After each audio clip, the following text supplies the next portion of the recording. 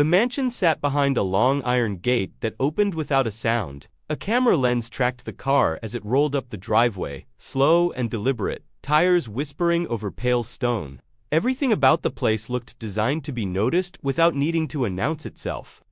Trimmed hedges that were too perfect to be natural, lighting that made the marble look warmer than marble should, windows so clean they reflected the evening sky like dark glass. In the driver's seat, Thomas kept both hands steady on the wheel even after the car stopped. He sat a half-second longer than most people would, like he was finishing a thought before stepping out. Then he got out, adjusted his jacket, and opened the rear door. His son climbed out quietly. Ethan was 15, maybe 16, with hair that refused to stay combed, no matter how carefully he tried. He wore a simple button-down and clean dark slacks, nothing loud, nothing wrinkled, the kind of outfit that tried not to get in anyone's way. He held a small envelope in his hand, folded neatly like it mattered. He didn't look around like he wanted to be impressed. He looked around like he wanted to understand what he was walking into. Thomas glanced at him. "You stay close," Thomas said, not unkindly, but low. Ethan nodded. He didn't speak. They walked up the steps together.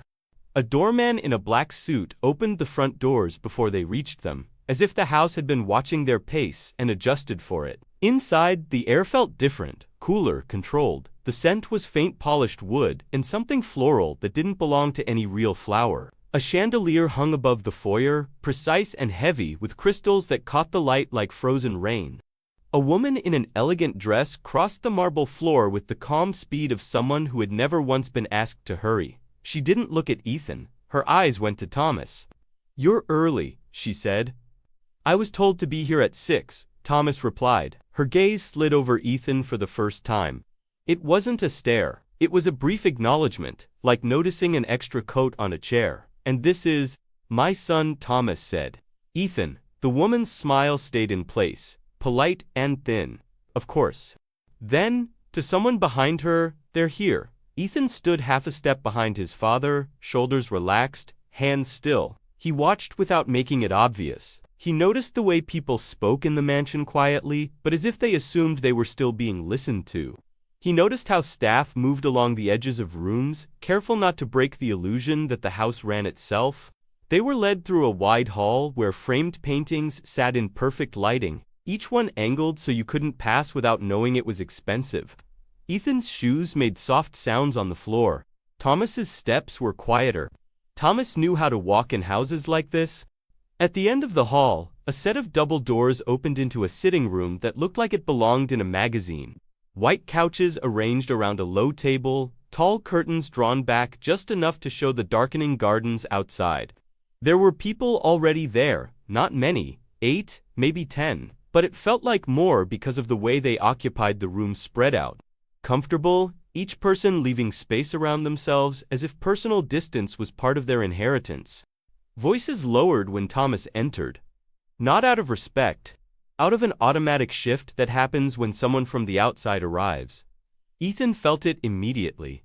He didn't look up fast. He didn't scan the room. He walked in like he was invisible on purpose, and in a way that made it easier for people to treat him like he was. A man in a tailored suit looked up from his phone, eyes flicking over Thomas's hands as if checking for grease.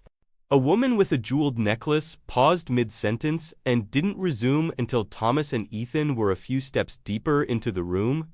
Someone said, "Oh," softly, almost to themselves. Thomas nodded to the room with professional restraint. "Good evening." A few murmured responses came back, none of them warm. Ethan didn't speak at all.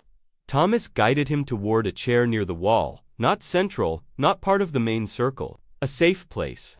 A place where Ethan could sit and not accidentally become the focus. Ethan sat. He placed the envelope on his knee, both hands resting over it. Straight posture, quiet breathing, a stillness that looked like obedience, but was really something else: control. A server walked by with a tray of water glasses. The server offered one to Ethan without thinking, because that was the script. But the server's arm hesitated at the last second, eyes darting to the people in the room, then back to Ethan, like offering him anything might be a mistake. Ethan didn't reach out immediately. He waited for Thomas. Thomas gave a small nod. Ethan took the glass with both hands and said softly, "Thank you." The server moved away quickly. Ethan noticed two women watching him, not with curiosity. With that narrowed look people have when they're deciding where something belongs. The room's conversation restarted, but it had changed shape. People spoke in small sections, short sentences, polite laughs that didn't touch the eyes. An effort to pretend nothing had shifted, even though it had. Across the room, on a couch, with a sharp posture, a man in his 40s sat with one leg crossed over the other. His watch glinted every time he moved his hand. He didn't look directly at Ethan, but Ethan could feel his attention moving like a shadow. A younger woman beside him whispered something. The man's mouth lifted in a faint smile, then fell back into seriousness. His eyes traveled again toward Thomas, then Ethan, then away. Ethan didn't react. He kept his gaze down, not submissive, just careful. If you look at people too much in a place like this, they start to think you want something. From somewhere deeper in the house, a door closed, a soft click, then another. The whole mansion seemed to tighten as if it was preparing for a formal moment. The elegant woman who'd greeted them returned to the sitting room and spoke with careful calm. "Mr. Hargrove will be joining shortly." The name landed heavy in the air. Ethan had heard it before, not on the news, but in quiet conversations around his father's kitchen table. Hargrove, the billionaire. The man whose life created ripples that reached even ordinary homes. Thomas stood automatically, posture straight. Ethan stayed seated. No one told him to stand, but he felt the room's unspoken expectation pressing on him. Not from kindness, from rules. He rose anyway, quietly, without making it look like a gesture. The man with the watch glanced over, eyes moving from Ethan's shoes to his shirt collar, then to the envelope in Ethan's hands. His gaze stayed there a second longer than it should have, then drifted away with a look that suggested the envelope was somehow inappropriate. Ethan didn't hide it. He held it still. A few minutes passed. The silence in between conversations felt deliberate, not empty but controlled. Like everyone was rehearsing how they would behave when the billionaire entered. How much grief to show, how much composure to perform. Ethan listened. He caught fragments. The lawyer said it would be straightforward. It's been weeks since he wouldn't have wanted this circus. Someone laughed at the word circus as if it were clever. Ethan's fingers tightened slightly over the envelope, just enough to crease the paper. Thomas noticed. He didn't look at Ethan fully, but his hand came down and rested briefly on Ethan's shoulder, heavy grounding. Ethan released the pressure in his grip. No words, just a steadying touch. Another set of doors opened somewhere, and footsteps approached, not rushed, not dramatic, measured, the kind of pace that belonged to someone used to being waited for. The room shifted, people straightened. Phones disappeared. A woman adjusted her necklace like it was armor. Ethan's chest tightened. He expected the billionaire to enter. Instead, a man in a gray suit stepped in, older, carrying a leather folder. A lawyer. His expression was neutral, trained for rooms like this. "Good evening," the lawyer said. He looked around, counting faces, and his eyes paused briefly on Thomas and Ethan. Not judgmental, just noting. Like he understood they were part of the inventory of the moment. "Mr. Hargrove will join us in his office," the lawyer continued. "If everyone could follow me." Chairs shifted. People stood. Some with practiced grace, others with barely contained impatience. As they began moving toward the hall, the man with the watch stepped slightly into Thomas's path, not blocking, just forcing a pause. His voice was soft, almost pleasant. "You brought your son," he said, as if confirming a detail that didn't make sense. Thomas met his eyes with professional calm. "Yes." The man's gaze slid to Ethan. "Interesting," he murmured. He didn't say what was interesting. He didn't have to. The implication hung in the air like perfume. Ethan lowered his eyes. Not because he was ashamed, because he refused to give the man the satisfaction of a reaction. They continued down the hall, following the lawyer. The office was on the other side of the mansion, past a corridor lined with books that looked untouched. The door opened to reveal a room that felt less like luxury and more like controlled Darkwood. Heavy desk, a wall of framed photographs. People posed with politicians, CEOs, and smiling faces that suggested power more than affection. The room held an unspoken rule: speak only when spoken to. Everyone found a place to stand or sit. The chairs closest to the desk were taken quickly by those who didn't need to ask if they deserved them. Thomas remained near the edge, a respectful distance. Ethan stayed near his father, slightly behind. The envelope stayed in his hands, untouched. His heartbeat was steady, but his stomach felt tight. The lawyer placed the folder on the desk and opened it slowly, as if the pace itself was a form of authority. "We're here," he said, "to finalize the reading of Mr. Hargrove's will." A murmur moved through the room, like a low current. Ethan felt the eyes again, brief, dismissive, measuring. He didn't lift his head. He simply stayed still, quiet, present. Outside the office, somewhere in the mansion, a door closed, and then the house did something that made Ethan's skin prickle.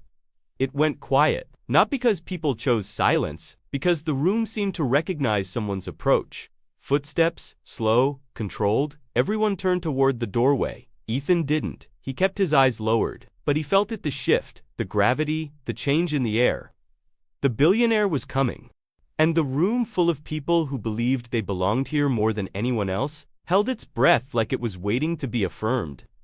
Ethan stood beside his father, the envelope in his hands, and for the first time that evening, the silence didn't feel like politeness. It felt like a test. The office held its breath in a way that didn't feel respectful. It felt rehearsed. The lawyer stood behind the desk with the leather folder open, his pen set neatly beside it. His posture angled toward the empty chair behind the desk where the presence of Mr. Hargrove would matter more than his actual voice. Everyone in the room seemed to be waiting for that chair to make the world make sense. Ethan stood where he'd been standing, slightly behind his father, near the edge of the room. He kept his shoulders relaxed. He held the envelope as if it were fragile. He didn't look around. He didn't stare at the wealth that surrounded him. He watched people instead. He watched the way the family sat without asking, the way they claimed the soft chairs closest to the desk like it was a natural law. He watched the way their eyes slid over Thomas's uniformed restraint. He watched how their silence wasn't quiet, it was judgment with better manners. The lawyer cleared his throat once. "Before we begin," he said calmly, "I want to confirm that everyone present is." A voice interrupted him, soft and confident. "Family?" It came from the man with the watch. He had moved forward without anyone noticing. He did it the way some people do, like the room belonged to him already, like the air would rearrange itself to make space. He was clean-shaven, hair brushed back, suit tailored in a way that looked effortless. His watch caught the light again as he adjusted the cuff. His name was Grant Hargrove. Someone said it quietly, like a reminder, not an introduction.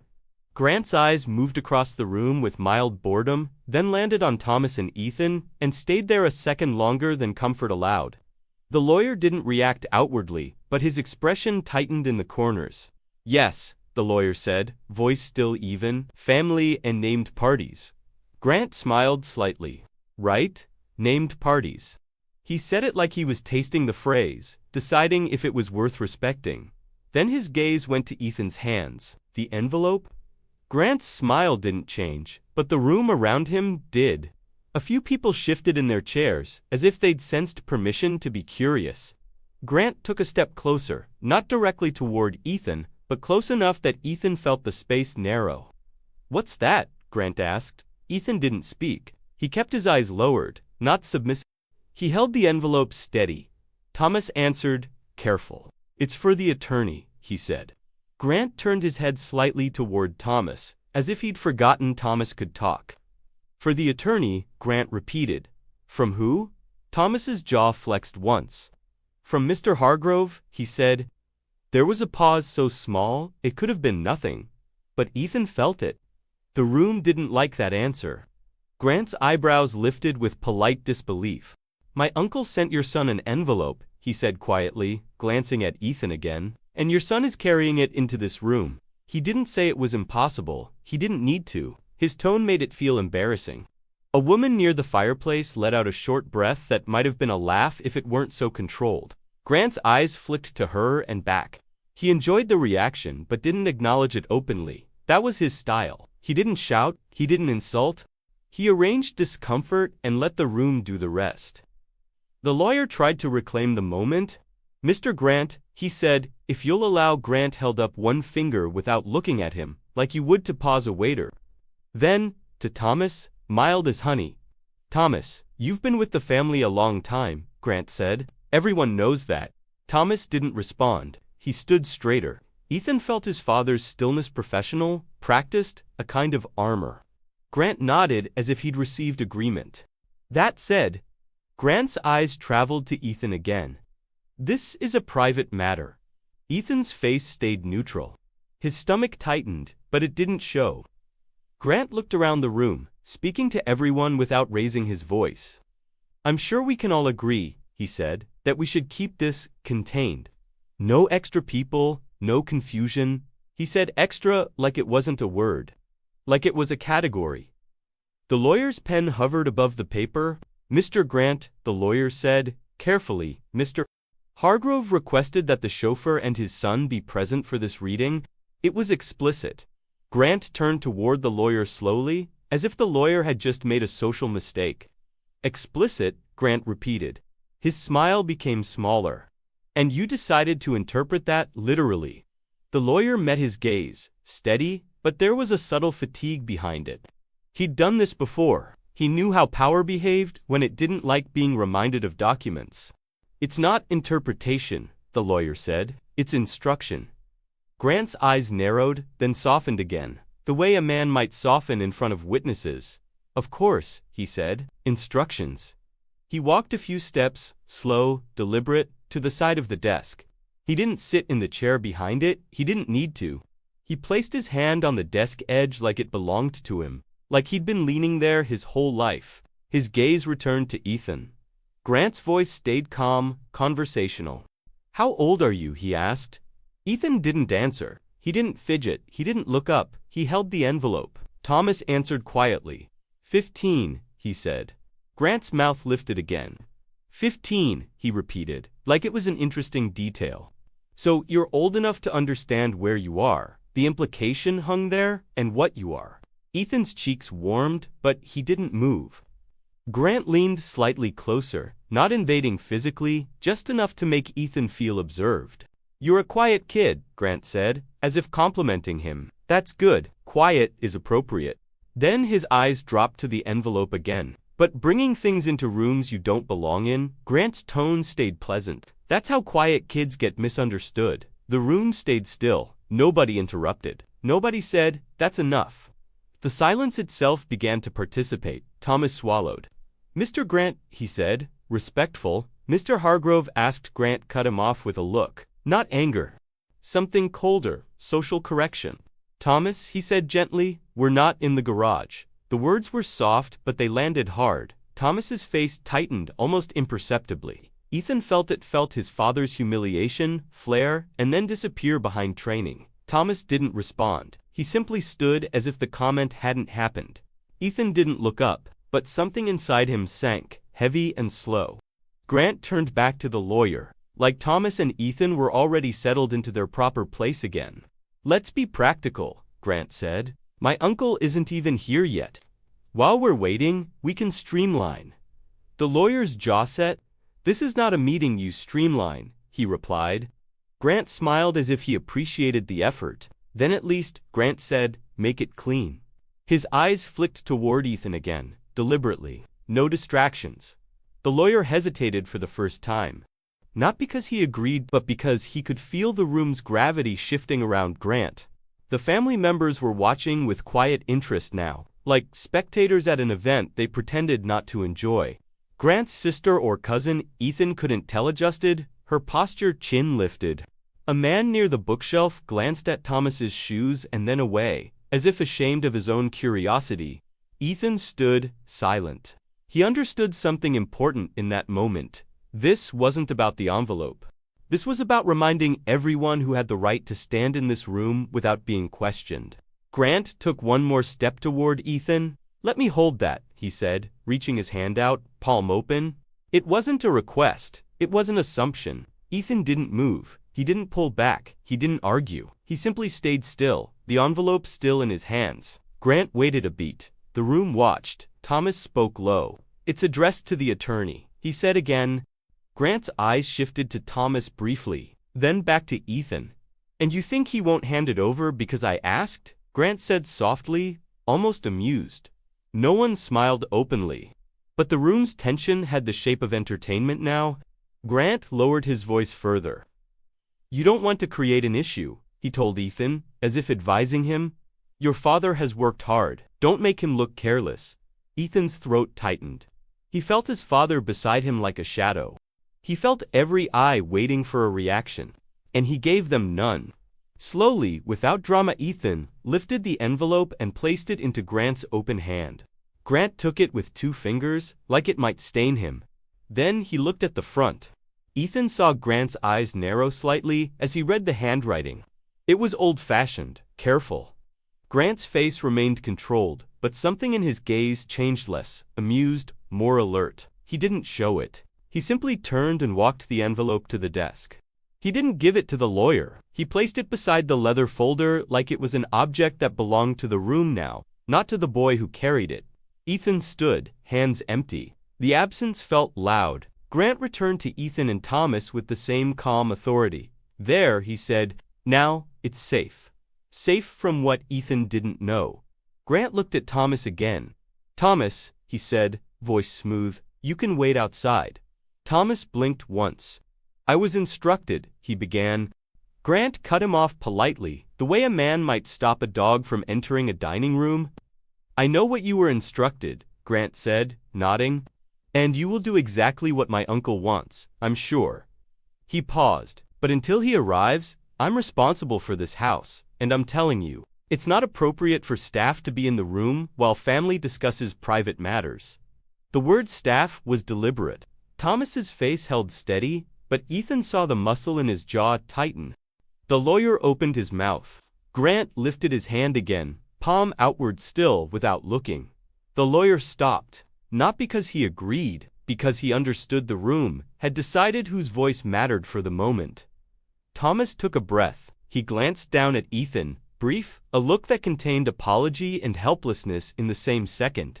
Ethan didn't react. He didn't plead. He didn't cling. He simply nodded once, barely visible, as if to say, "It's fine, go." Thomas hesitated, then stepped back. He moved toward the door with a stiffness Ethan had never seen in him. Not anger, something worse. Restraint under pressure, dignity being asked to shrink. Ethan watched his father leave without moving his face. When the door closed behind Thomas, the room felt colder. Ethan realized he had been using his father's presence like an anchor without even knowing it. Grant turned back to the room. "Thank you," he said lightly, as if he'd just solved a logistical problem. Then he looked at Ethan again, now alone. "You can stand there," Grant said, nodding toward the wall near the door. "Out of the way, not please, not would you mind, just placement." Ethan moved. He walked to the wall, as if this was normal, as if being told where to stand wasn't a message. He kept his hands at his sides. He kept his eyes down. He didn't ask for a chair. He didn't look at the desk where the envelope sat now, inches away from people who treated him like furniture. Grant turned to the lawyer. "Now," he said, "we can wait properly." The lawyer's face was tight. He stared at the folder, then at the envelope, then back down. He didn't touch either. He didn't speak. The family members settled, satisfied. Some checked their phones again, others leaned back. The room began to behave like Ethan was no longer there. Ethan stood by the wall, listening. A woman murmured, "Unbelievable," under her breath, not about Grant. About the inconvenience of waiting. Someone else said quietly, "Thomas always tries to push boundaries." Ethan swallowed once. His hands remained still. A minute passed, then another. The room's quiet grew heavier, not peaceful, stagnant. Then Grant broke it again, casually, without turning his head. "You know," he said to no one in particular, "it's always the same. People close to wealth start thinking it's contagious." A few soft chuckles answered him. Ethan's stomach tightened so sharply, he felt briefly nauseous. He stared at the baseboard, eyes unfocused, breathing controlled. His dignity didn't come from defiance. It came from not giving them what they wanted, the satisfaction of seeing him break. Grant glanced toward him as if checking. Ethan didn't move. Grant's expression stayed pleasant. The lawyer looked down at the papers again, then finally spoke, quietly, restrained. "Mr. Grant," he said, "I'm going to advise you to wait." Mr. Hargrove's instructions. Grant held up a finger again, smiling. "Yes, yes," he said. "We'll do it properly when he arrives." He looked at Ethan one more time. "And until then," Grant added softly, "we keep things in their place." Ethan stood by the wall where he'd been put. His father was outside the room. His envelope was on the desk, out of reach. His name had not been used once since Thomas left. And in the quiet that followed, with everyone pretending he was invisible, Ethan felt the deepest kind of humiliation, not being insulted loudly, being reduced silently. The silence after Grant's last sentence didn't lift, it settled. Ethan stood where he'd been placed near the door, close enough to hear everything, far enough to be treated like he wasn't part of it. His hands rested at his sides. His eyes stayed lowered, not because he couldn't look up, but because he refused to perform. He was breathing evenly, slow and quiet. Across the room, the desk looked larger than it had a few minutes ago. The leather folder sat open. The envelope lay beside it, slightly angled, like an object that had been handled and now belonged to the room, instead of the person who brought it. Grant leaned casually against the desk edge, posture relaxed, as if the night was unfolding exactly as it should. And then softly, without fanfare, the door behind Ethan opened, not wide, not dramatic, just enough to let a shape appear in the frame. Footsteps entered the room with no hurry at all, measured, controlled. The entire office shifted its weight at once. Heads turned, spines straightened. Conversations died mid-thought. Mr. Hargrove came in without announcing himself. He was older than the photographs made him look. Not frail, not weak, just older, in a way that looked earned. His hair was silver and carefully kept. His suit was simple for someone with his wealth, dark and perfectly fitted without any flash. He carried no folder. No assistant walked at his side. He didn't need any of that. He paused for a half-beat inside the doorway, eyes moving across the room like a quiet scan. He didn't say hello first. His gaze landed on Ethan. Ethan didn't look up. He stayed still. Mr. Hargrove's eyes moved to the space where Thomas should have been standing, then back to Ethan, then to Grant, leaning against the desk like he owned the air. Mr. Hargrove spoke in a calm, even tone. "Why is the boy standing by the door?" The question wasn't loud, but it made the room feel smaller. Grant straightened immediately, the casual lean disappearing as if it had never existed. "He's fine," Grant said, polite and quick. "We were just—" Mr. Hargrove lifted one hand slightly. Not a dramatic gesture, not a warning, just a pause. Grant stopped mid-sentence as if his words had hit a wall he couldn't see. Mr. Hargrove's eyes moved to the lawyer. "Counsel," he said, "tell me." The lawyer's voice stayed professional. "Mr. Hargrove, Mr. Grant asked that Thomas wait outside while the family waited." A subtle tightening moved through Mr. Hargrove's face, not anger, something colder than anger, disappointment without emotion. He looked at Grant again. "Asked," Mr. Hargrove repeated softly. Grant swallowed. His smile attempted to return, smaller and careful. "Uncle, I simply thought it would be cleaner until you arrived. We're discussing private matters." "Staff." Mr. Hargrove's eyes didn't change. He spoke with the same calm tone. "Thomas is not staff." He let that sit. The room didn't breathe. Then he added, as if clarifying something obvious, "Thomas is the reason I'm alive to have private matters." Grant's throat moved. He didn't speak. Mr. Hargrove turned his head slightly toward the door. "Thomas," he said. He didn't raise his voice. He didn't need to. A moment later, the door opened again, and Thomas stepped back in. Thomas's posture was the same as always, straight, composed, but his eyes flicked once to Ethan. Not a message, a check, a quiet question. Ethan didn't answer it outwardly. He simply stood as he had been taught. Mr. Hargrove looked at Thomas for a beat. "Thank you for waiting," he said. Thomas nodded. "Yes, sir." Mr. Hargrove's gaze returned to Ethan. "And you," he said gently, "come closer." Not as an order, as an invitation. Ethan lifted his eyes for the first time that night. He didn't stare. He didn't challenge anyone. He simply looked at Mr. Hargrove and stepped forward, quiet and controlled. Stopping a respectful distance from the desk, Mr. Hargrove glanced down at the desk surface. His eyes went to the envelope. He didn't ask who touched it, he didn't accuse. He simply reached for it himself, picked it up with care, and turned it over in his hands. The handwriting on the front was neat and old-fashioned. Mr. Hargrove looked at Ethan. "Did you bring this from my study?" he asked. Ethan gave a small nod. "Yes, sir," 2 words. Nothing more. Mr. Hargrove held the envelope for a moment, then looked toward the lawyer. "This goes with the will," he said. Grant shifted, as if preparing to re-enter the conversation. Mr. Hargrove didn't look at him yet. He spoke to the room as if he were simply stating whether I asked Ethan to carry it because I wanted it carried by someone who doesn't talk when the room tries to make him talk. The sentence landed without emphasis. It wasn't an insult to anyone. It was a fact. The kind of fact that makes certain people feel exposed. Mr. Hargrove placed the envelope on top of the leather folder, perfectly aligned, then sat down behind the desk for the first time. When he sat, the room recalibrated. Not because of the chair, but because of the authority behind it. He opened the leather folder slowly. Not for drama, for precision. He looked up once, eyes moving across faces like he remembered each one. Then he spoke. "We're not here to argue about who belongs in a room." His voice stayed low. "We're here because I don't have the patience to die surrounded by people who confuse proximity with worth." No one moved. Mr. Hargrove turned a page. "The will you are here for is not a surprise," he continued. "Most of you have known the outline for years. Some of you have behaved as if the outline was a guarantee." He glanced down, then up again. "It isn't." Grant's jaw tightened, almost imperceptibly. Mr. Hargrove's tone didn't shift. "I've made changes. Not because I'm angry, because I'm clear." He nodded once to the lawyer. "Proceed." The lawyer began to read. The room listened with the careful stillness of people who had been waiting their whole lives for this moment, only to realize it was not going to feel the way they imagined.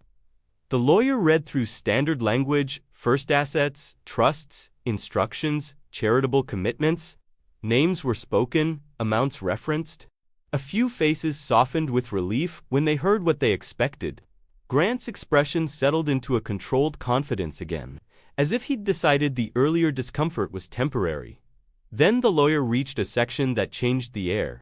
"The majority interest in Hargrove Holdings shall remain in trust," the lawyer read, voice steady, "to be administered by an independent fiduciary." Grant's eyes narrowed. The lawyer continued, "Not by any family member." A tiny sound, almost a breath, escaped someone near the bookshelf. Grant shifted his weight, stepping forward slightly. "Uncle," he began, voice careful. "Surely that's Mr. Hargrove." Lifted that same hand again. Grant stopped. Mr. Hargrove spoke without looking at him. "It's not personal," he said calmly. "It's structural." He looked up then, directly at Grant. "You are welcome to be family," Mr. Hargrove said. "You are not entitled to be control." Grant's face flushed in a way that surprised even him. He swallowed hard, trying to keep his composure. The lawyer read on. "There were distributions generous, undeniably. Mr. Hargrove wasn't punishing anyone. The family would remain wealthy, comfortable, protected, but the power, the lever that made them untouchable, was being moved out of their hands and into something neutral, professional, quiet. No one could argue with it. There were clauses about behavior, about governance, about accountability, not moral lectures, operational reality." And then the lawyer reached the section that made the room shift its gaze because it involved someone they hadn't been thinking of as part of the story. And, to Thomas Mercer, the lawyer read, "In recognition of 42 years of loyal service, discretion, and personal sacrifice." Thomas didn't react outwardly. His face remained composed, eyes forward. But his hands tightened slightly at his sides. A home held in trust in his name, a pension beyond his contracted compensation, and a continuing salary for the remainder of his working life, should he choose to remain employed. A few people blinked as if they'd misheard. Grant's mouth opened slightly, then closed again. The lawyer continued. And to Ethan Mercer, the room's eyes moved, almost as one, toward Ethan. Ethan didn't move. He didn't straighten with pride. He didn't look around to see who was watching. He simply stood beside his father, quiet. A fully funded educational trust, the lawyer read, and a stipend for living expenses through completion of his degree. Administered independently. Grant's expression hardened. Mr. Hargrove spoke again, quietly. That trust is not charity, he said. It's investment. He looked at Ethan for a moment, then back to the pages. Ethan has been in my home, Mr. Hargrove added. He has been present in rooms where people speak more freely than they should. He has listened without repeating. He has watched without judging. He has done what many adults in this room have failed to do. He did not say, "You humiliated him." He didn't need to. The room felt it anyway. The lawyer reached the envelope. "With your permission," the lawyer said. Mr. Hargrove nodded once. The lawyer opened the envelope carefully and unfolded a single letter. He began to read Mr.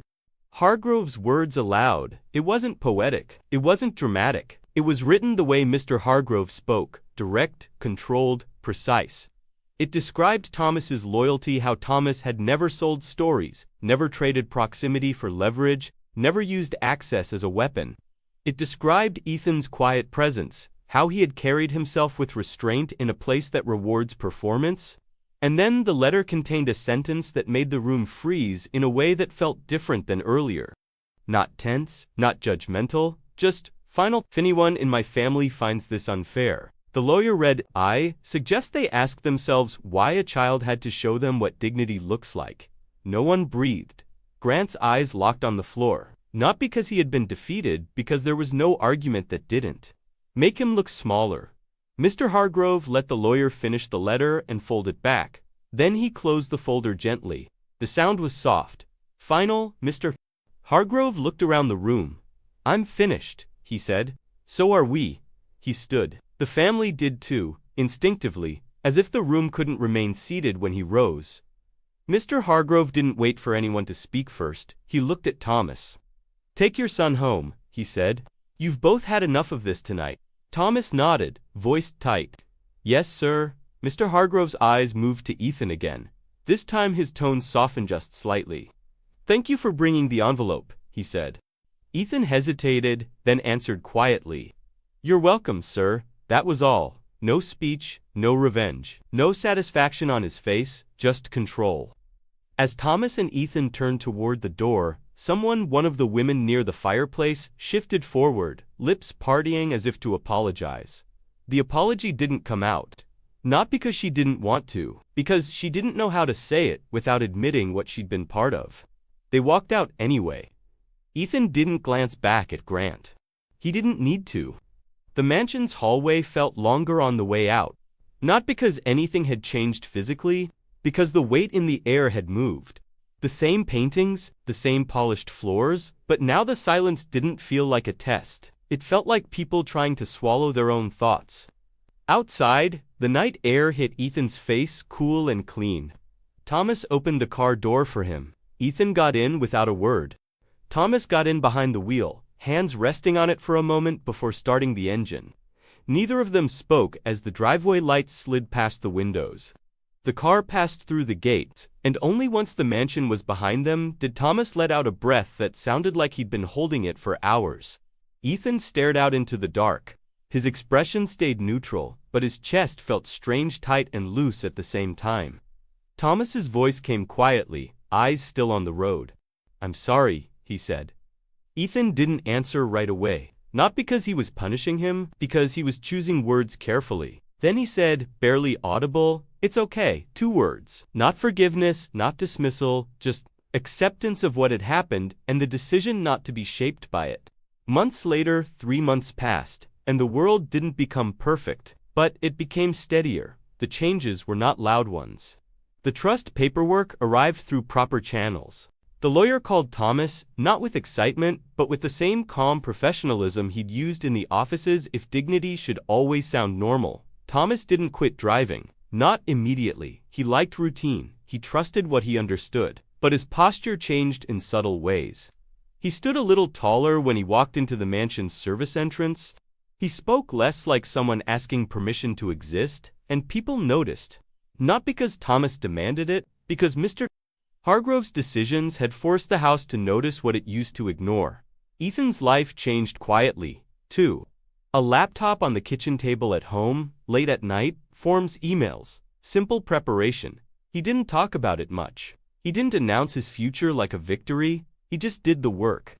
One evening, an invitation arrived not to a school, not to a ceremony, but to a private office downtown, Hargrove Foundation.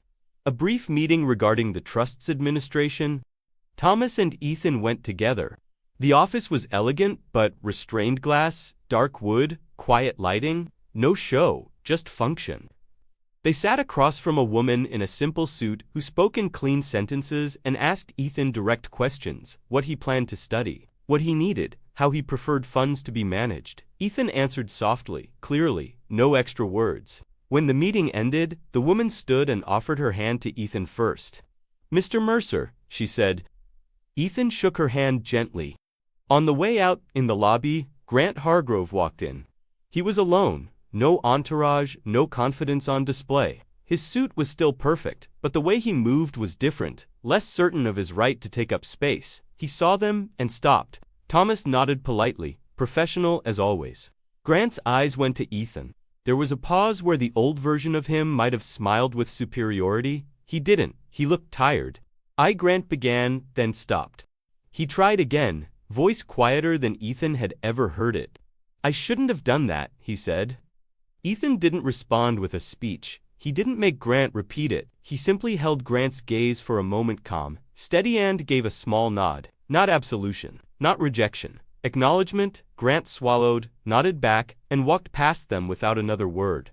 Outside, Thomas and Ethan stood for a moment on the building's covered entryway, the city quiet in a way it rarely was. Thomas spoke almost to himself. "People think dignity is loud," he said. Ethan looked at the glass doors, watching reflections move. Then, softly, "It's not." Thomas glanced at him, just briefly, and his eyes warmed. Ethan didn't smile. Not fully, but his shoulders relaxed in a way they hadn't that night at the mansion. Because what he carried out of that office wasn't a sense of victory, it was something calmer, a quiet confirmation that the world could be corrected without cruelty. That you could be humiliated and still remain yourself, and that sometimes the most powerful response isn't revenge, it's staying consistent long enough for the truth to arrive on paper, in ink, in a room where everyone has to sit with it. Ethan walked beside his father toward the car, hands in his pockets, face composed, the same quiet boy, just no longer invisible.